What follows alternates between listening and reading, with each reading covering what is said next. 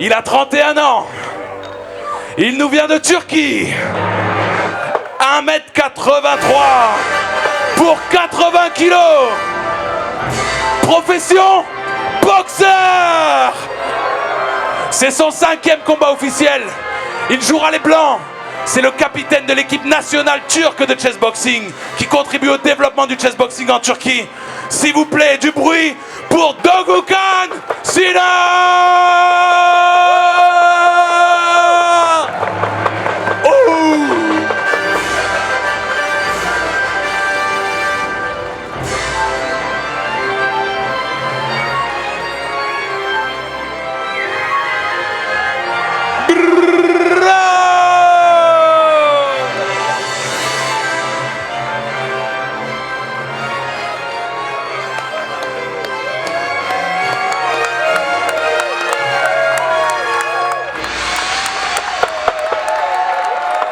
Dogukan Cinar.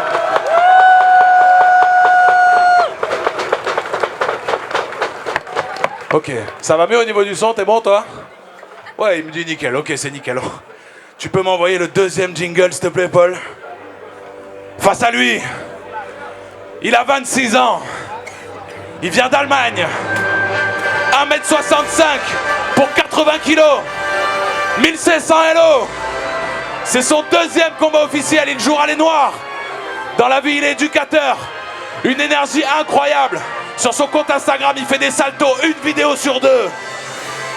Est-ce que vous êtes prêts pour Hasan Celik?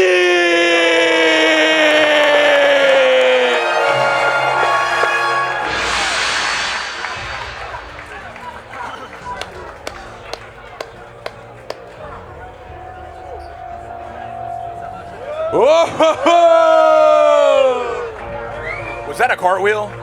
Yeah. Oh, hell like yeah. that, yeah. That kind Hasan of energy coming into the ring. Celik!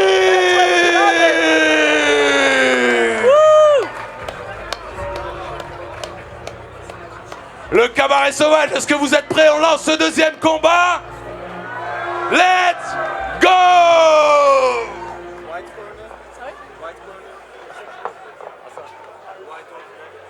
Donc il y a Dab qui a demandé si vous étiez prêt pour Hasan. Moi je vous le dis direct, hein, vous n'êtes pas prêt pour Hasan.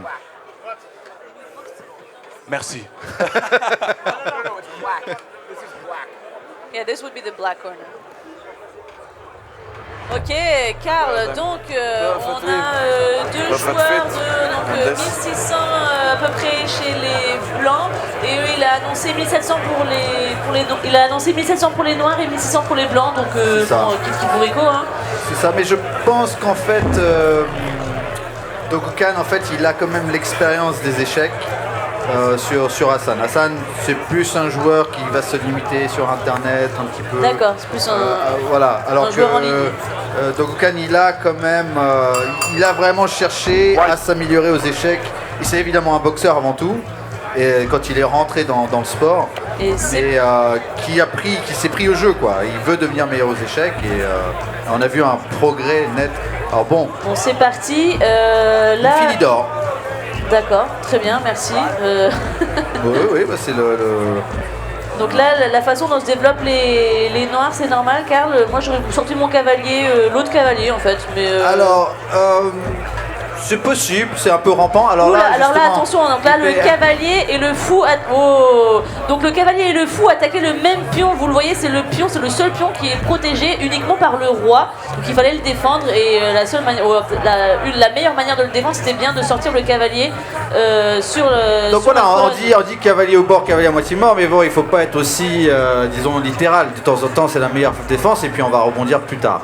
Effectivement, c'est quand même un petit peu bizarre la position des cavaliers. Là, il va faire le rock parce que il faut se sortir de cette position un petit peu bizarroïde.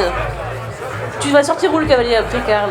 Alors il y a une pression pour l'instant sur la case F7, mais une fois que le roi va se décaler pour déclouer ce pion, il risque juste de l'avancer et le cavalier en H6 sera parfaitement placé justement pour soutenir cette poussée. D'accord, donc clouer, ça veut dire quoi? Car c'est le fou sur case blanche qui empêche le pion devant le roi d'avancer en fait. On peut imaginer un petit clou, on prend un marteau et on enfonce un petit clou sur le pion qui va l'empêcher de bouger. contre les règles. On ne peut pas bouger le pion F7, celui qui est Mais devant la tour à côté du roi. ce que tu disais, si le roi noir bouge, on pourra. Ah, alors attends. Il sera donc décloué. Oui, mais après, si le pion F bouge, on pourrait faire cavalier aussi, s'attaque. Alors ça c'est vrai. Ah bah ça, oui, c'est vrai. Là merci. t'es parti. Voilà. Oui, mais tu veux voir en fait si j'ai mon niveau d'échec et à quel point je suis au top sur mes tactiques, c'est ça en fait. Tout à fait.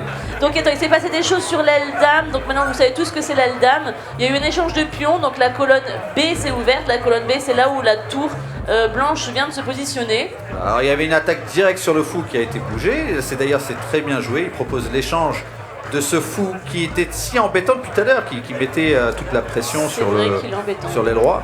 Là, il va proposer de... Ah bah ouais, il joue bien, il le garde sur l'échiquier. Pourquoi échanger? On note en fait le fou de case noire, celui qui est en... le fou de case blanche des noirs qui est en A6, tape un peu sur du béton. Il pas beaucoup de... il tape sur du béton, le pion des 3 des blancs, en fait, il n'est pas du tout sous menace. Alors que le fou blanc des blancs, lui, il a un rôle beaucoup plus conséquent. C'est vrai qu'il est sympathique ce fou, on va essayer de le chasser, c'est pour ça qu'il a bougé la tour là-bas. Ah, bien joué, donc là il le laisse pas pousser ce fou. Alors il le laisse pas, mais en même temps le fou est beaucoup moins actif ici finalement. Là il sort de sa belle diagonale. On sent pas exactement... alors peut-être pour laisser place au cavalier, qui va peut-être sauter en D5. Et il voulait peut-être garder le fou sur cette diagonale pour ramener la tour. Voilà, bon on va voir. Hein. Et oui, on verra. Les échecs, c'est un peu comme l'histoire, hein, c'est l'interprétation, chacun... Et puis ce qu'on a très envie de voir chez ces deux joueurs, c'est la boxe aussi, parce que comme on le disait, les deux ont un style incroyable. Matt, we were saying that both boxers have an incredible style. We're excited to see the first round. Absolutely, yeah. If you're here in English, you know what time it is. It's time for those gloves to come on. We're boxing, and this might be the most exciting boxing matchup we have the whole night. Dogukan, a lifetime of experience fighting, has such an interesting style because of how his body is arranged, and his opponent Hasan pouring himself into boxing over the last 3 years, turning himself into a weapon that earned a spot to compete for the German national team in the World Championships, and showing so much heart, so much passion in his match that he earned a spot in the IFC. So let's see how both of these fighters' debut goes in their first ever boxing round in the IFC. Do we have any early predictions? Oh, I don't want to say it, I don't want to spoil it. I want to see what happens and... keep an open mind. Yeah, and I love the style of both boxers, so I really am so excited about this. The first match was a bit like Rocky. This is going to be more like Jake LaMotta and Raging Bull. Yeah, I do expect Dogukan to feel out Hasan. I don't think it's just going to be a clash of the titans right from the get-go. I do think he's going to try to feel him out. We'll see if Hasan lets him do that, though. No other way. He doesn't know how to box any other way. He's going straight for it. He's going to be head movement. I can predict it already. This man has no fear, guys. I've seen him fight. There's the bell. Let's see it go down. Looks like Dogukan is fighting with his lead hand down, normally called the Philly shell. It baits shots for him to be able to counterpunch. He is keeping his opponent at a distance. A good overhand right lands soft, but on target for Hasan right up against the ropes. It looks like Dagu is employing what's called a searching jab, just using it for his opponent to think about something. And now Hasan has pushed his opponent into the corner. Getting a warning from the referee to listen to commands. Hasan landed a few extra punches after the initial command to stop.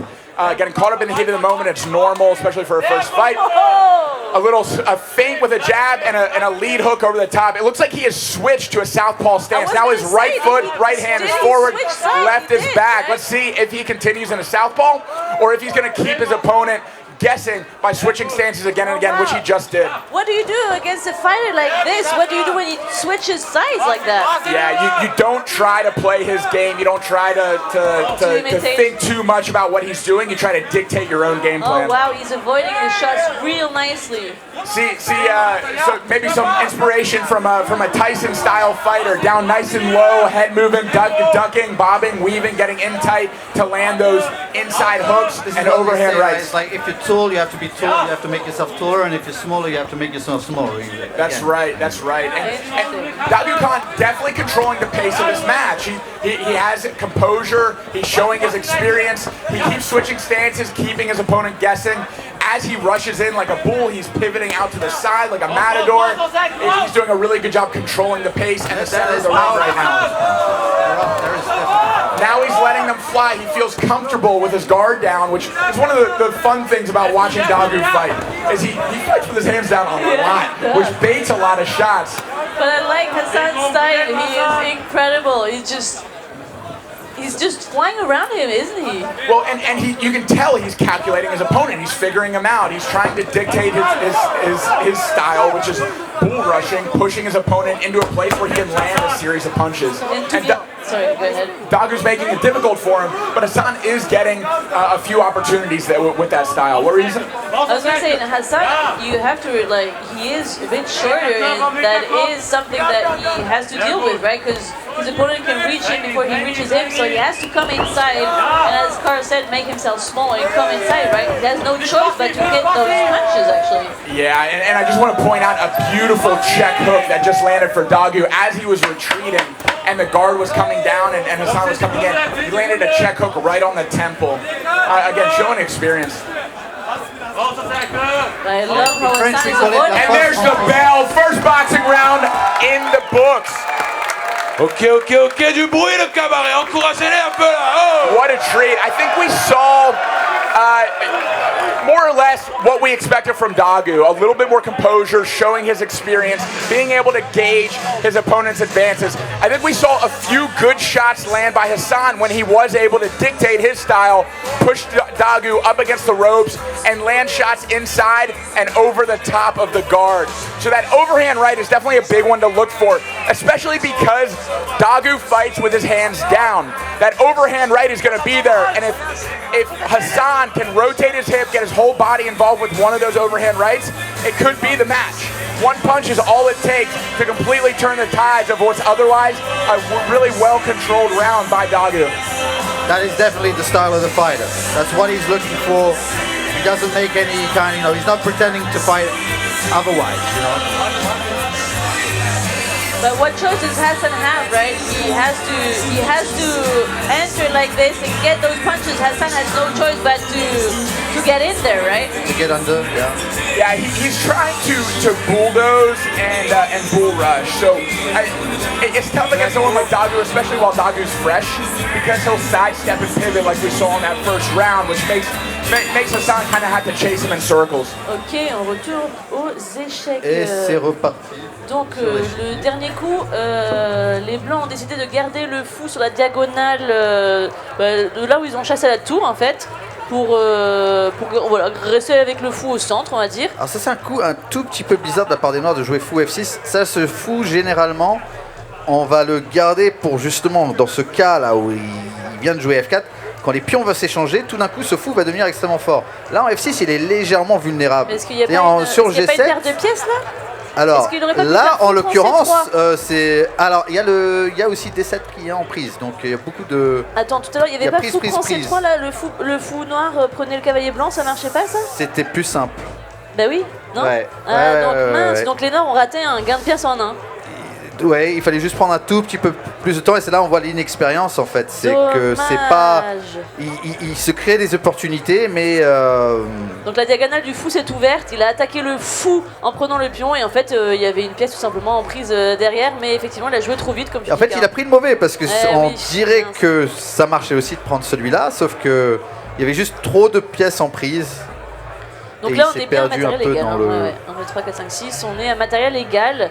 Voilà, opportunité ratée par Hasan qui ça aurait pu lui faire du bien parce qu'encore une fois alors là c'est très très dangereux parce qu'on voit que le fait que ce fou de case noire est parti, les faiblesses sur les cases noires commencent à se faire ressentir. Effectivement. Et par exemple là je vois même un sacrifice, on peut même sacrifier la dame par exemple. Alors on peut faire ça, ou on peut tout simplement essayer de capitaliser sur les cases noires et doucement de créer un réseau de maths pour aller plus vite. Développe l'idée, comment est-ce qu'on peut sacrifier la dame?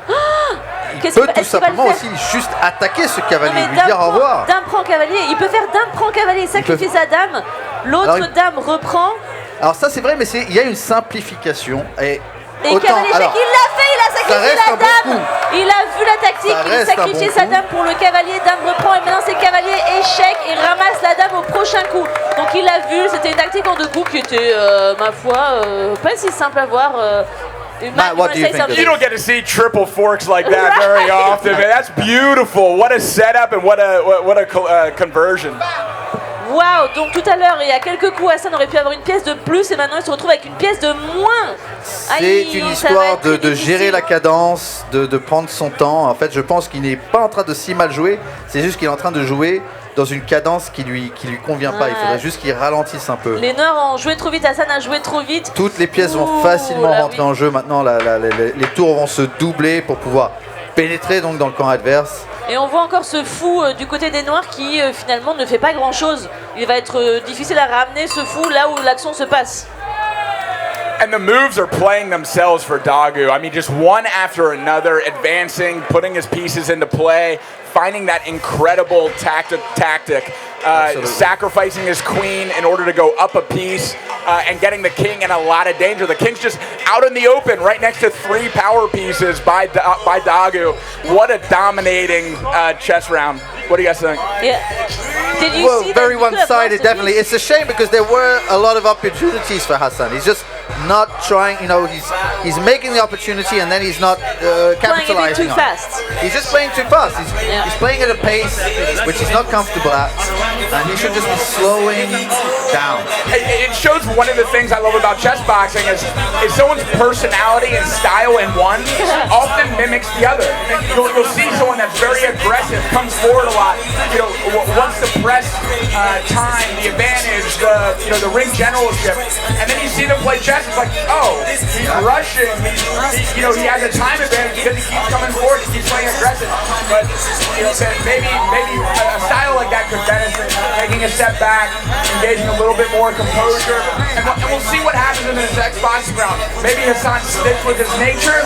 Maybe he starts to read Dogu a little bit more and be able to guide him into his shots.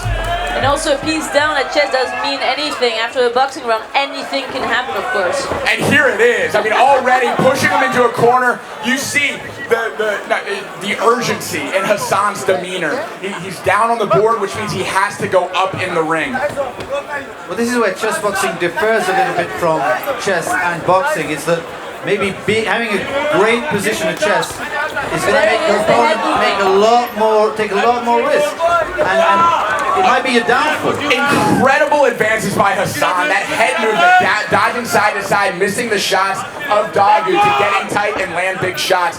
Really impressive to see.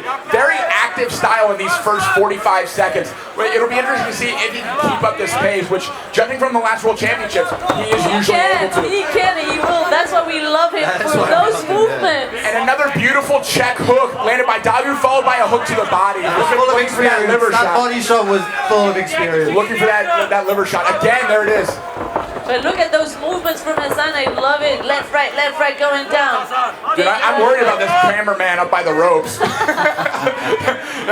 with these bull rushes and coming back in the ropes, this guy might take a little tumble. Boom, there it is. Coming in tight with a right hook to the body and over the top. Look, Dogukan. I love it. Dogukan making eye contact with me to let me know that punch didn't land. Coming back strong.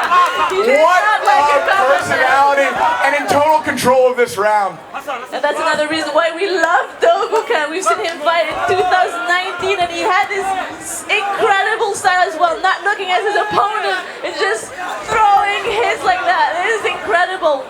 We have 2 beautiful fighters here. The experience on display, the awareness, the ability to bob, weave, step to the side, pivot. But that not stopping the passion and the pursuit of Hasan. Another left body shot. Those left hooks to the body are you can see that redness forming right over the liver. I love how he's managing to avoid those hits though. Hasan again has to go real closer to Dogukan to touch him, so it's a real challenge. At least it would be for me.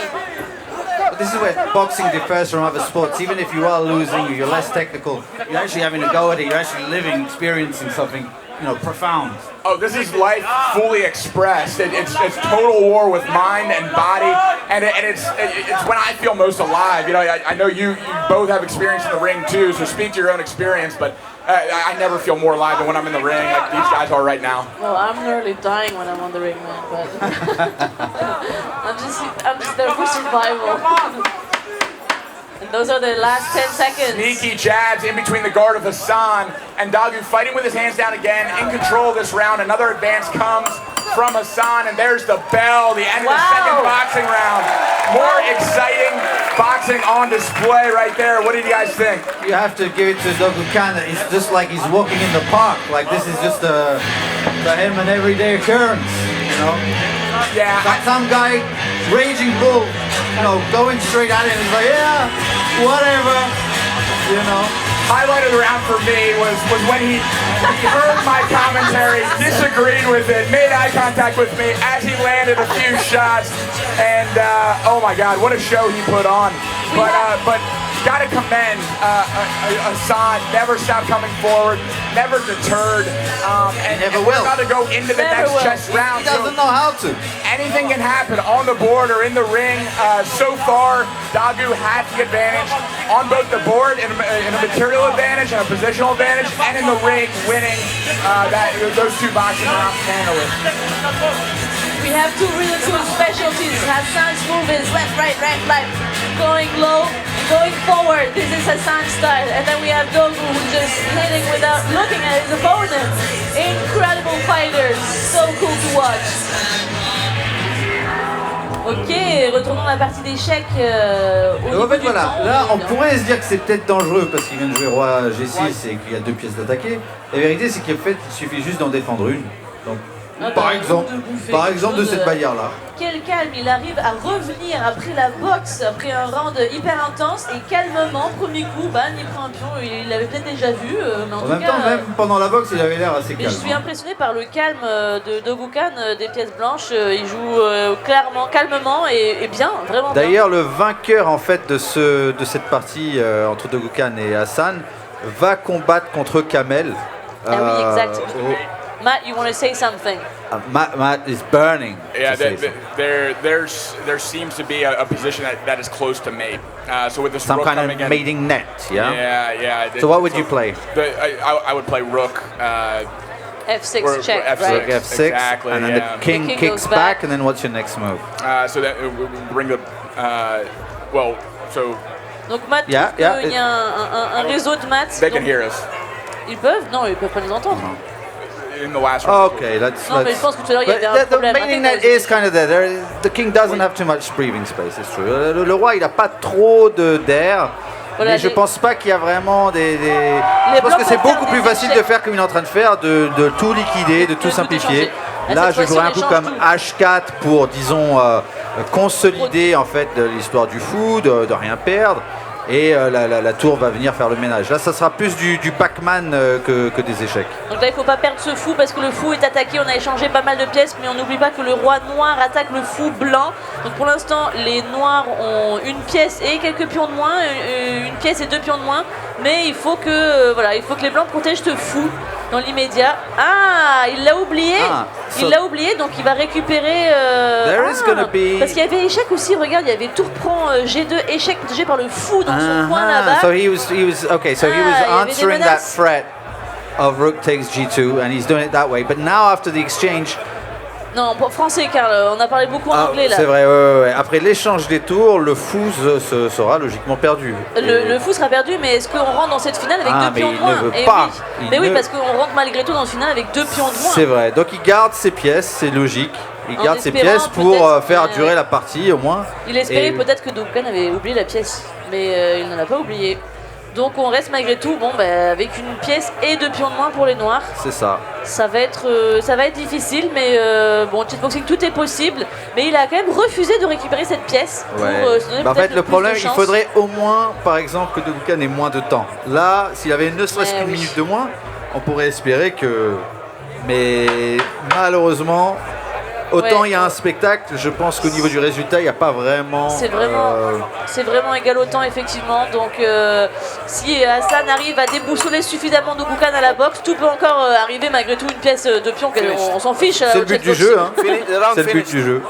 To the corners. And there's the bell. All right. So in English, for our English viewers, how would you guys assess that position? Okay, it's basically there's no no two ways around it. White is definitely completely winning. Black even had the opportunity to get a pawn, a piece back, but the problem is it would just simplify down to a end game, and so he didn't. He refused that, and so he remains with pieces less. And all he can hope for really is that to make some kind of lucky punch that's But I don't see it happening somehow.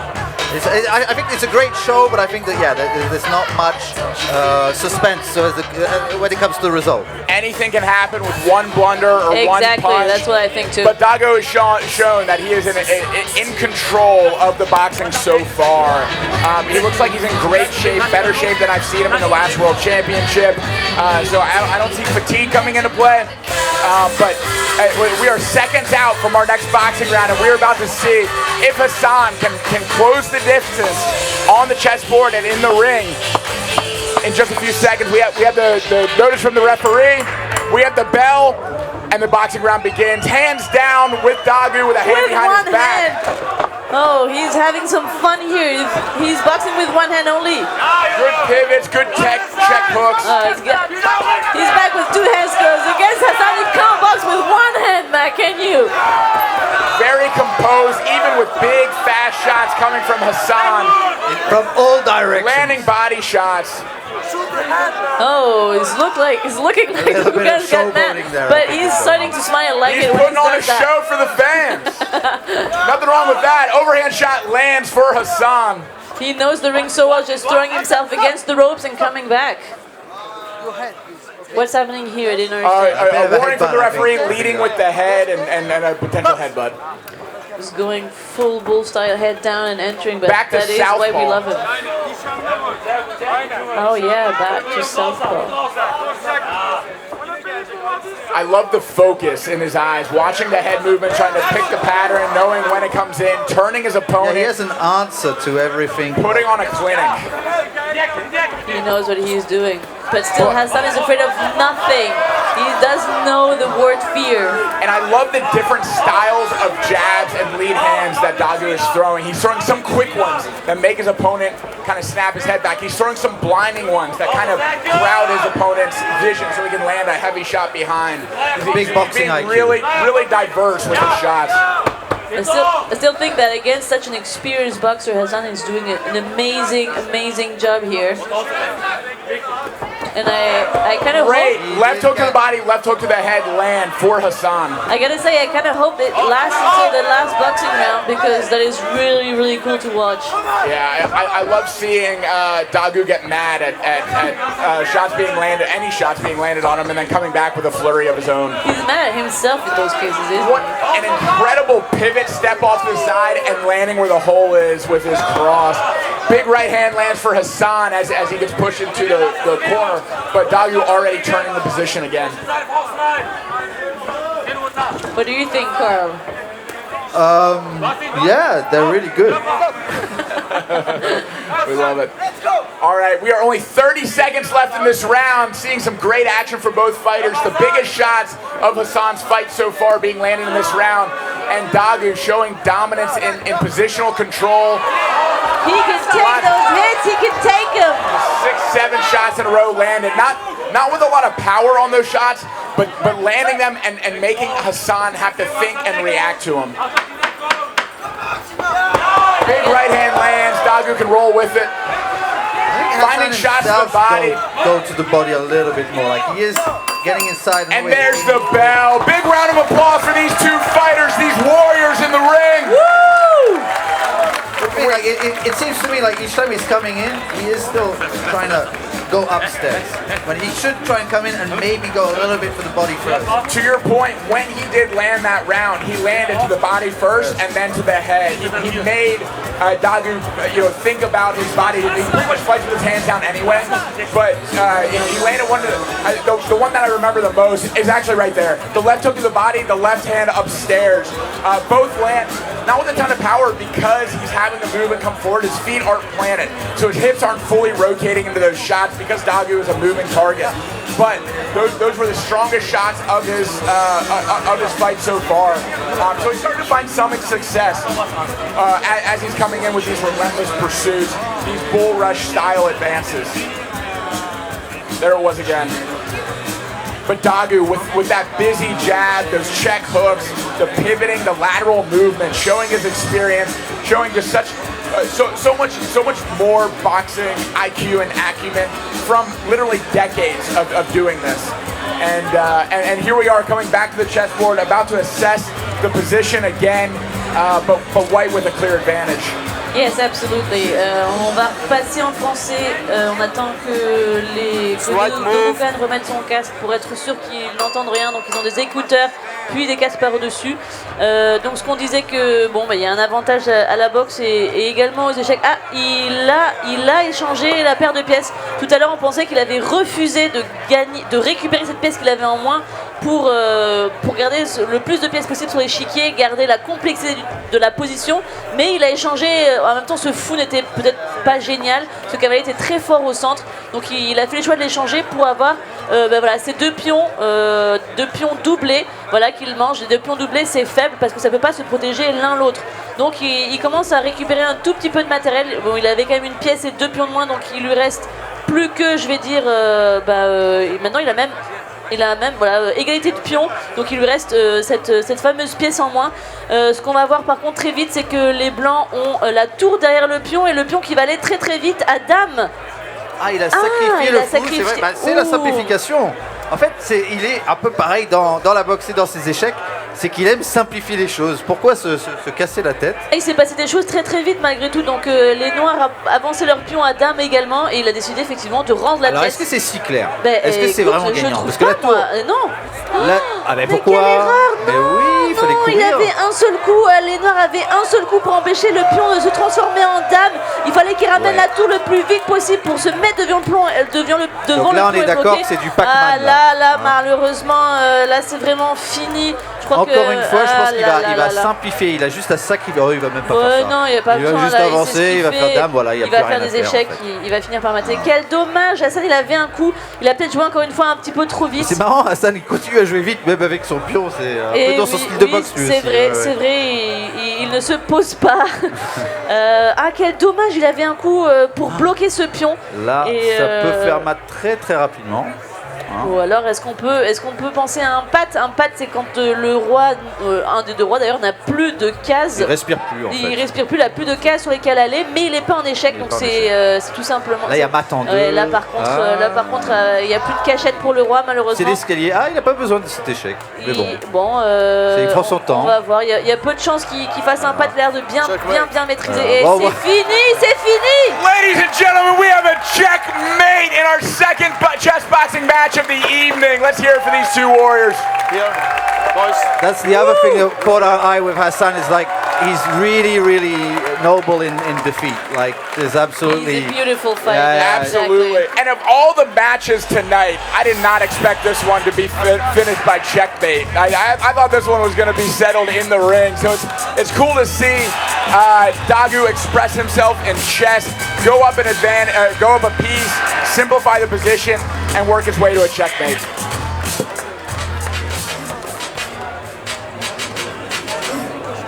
And we're kicking it over to the ring to hear the final decision from the judges.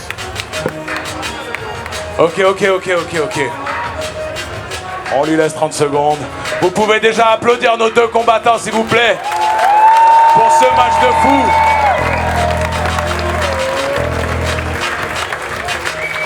Mesdames et messieurs,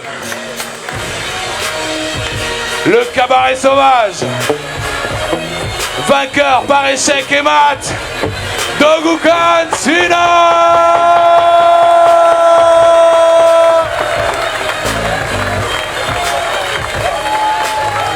Dogukan Cinar, le cabaret.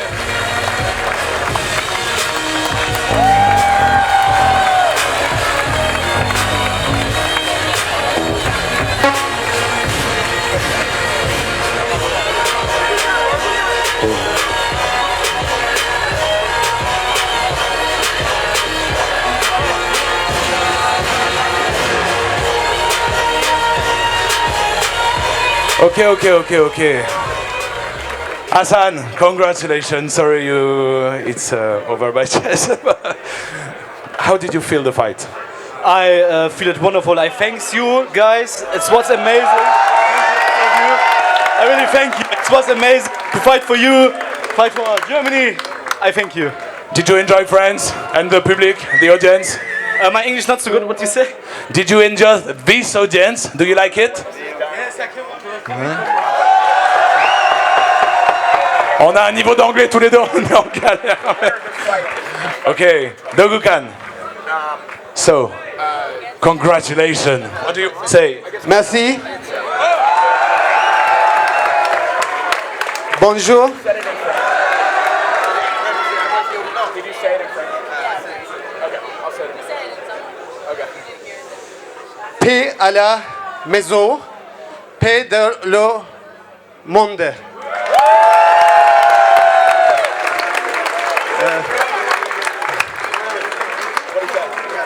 The founder of the Turkish Republic, fondateur de la République Turquie, Mustafa Kemal Atatürk. Encore du bruit pour nos deux combattants, s'il vous plaît. Merci beaucoup, les gars. Le cabaret sauvage. Dans quelques minutes, on va se laisser un petit peu de temps. Il va y avoir un half-time show, il y a une petite surprise. On va se laisser 5-10 minutes tranquillement à mettre du son. Juste après ça, on va faire une espèce de petit truc. Moi, je suis chaud, on fasse revenir un peu le live band, on se fasse un petit blind test ou quoi en famille. Un truc genre tranquille, voilà, tu vois. Donc ceux qui veulent, ouais, voilà, on met l'ambiance comme on dit. On se retrouve dans 5-10 minutes pour le half-time show. Et juste après, on attaquera donc le blind test et 3e puis 4e combat de la soirée. A tout à l'heure, le cabaret sauvage. Paul, tu nous mets du son un petit peu entre temps? Let's go! And Dagu with the victory is fighting again May 28th in the south of France at the next IFC 4 against Kamel, the defending world champion from France. It's going to be a great match. So coming out on top, earning another shot in the ring for the IFC. And we're going to take a short break now, brief halftime show. Stay tuned. We're coming back with 2 amazing fights right after the break. Should we say who the fighters are, or it's Valentin against Jules, both world champion. And Valentin coming up in weight. He won a world championship in 75. He's coming up to 85 to fight against Jewel. Oh, right. Didn't realize that. All right. Let's 2 world champions going at it. Valentin taking on the challenge of putting on more weight and taking on Jewel at his natural weight. Incredible. We'll have a 2 world champion fight. That's going to be sweet. That's right. And if you do want to support IFC, if you haven't already, please hit the follow button on the Twitch stream. Go to the other socials through !info in the chat. You can find the other socials through the website and tickets for future events. Also, we are selling a memorial shirt and hoodie in memory of the Chessboxing founder, Ipe Ruping. If you want to support !merch, you can buy those and benefits, the proceeds benefit the growth and the evolution of Chessboxing. We'll take a short break now, and we'll be back in just a bit.